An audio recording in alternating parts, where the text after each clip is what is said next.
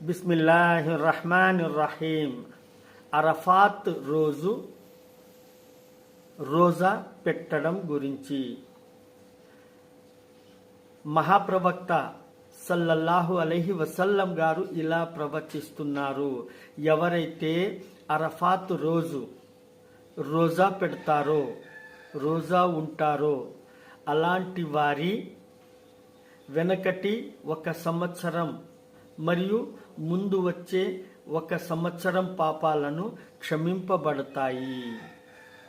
అందుచేత సోదరులారా, హజ్జుకు వెళ్ళే ప్రతి హాజీ అరఫాత్ రోజు రోజా పెట్టే తౌఫీకు దొరకాలని మరియు హజ్ అన్ని అర్కాన్లు పూరా చేయాలని, పుణ్య కార్యాలలో మనందరినీ తొలగించాలని అల్లాహ్ సుబ్హానహు వ తఆలాతో వేడుకుందాము.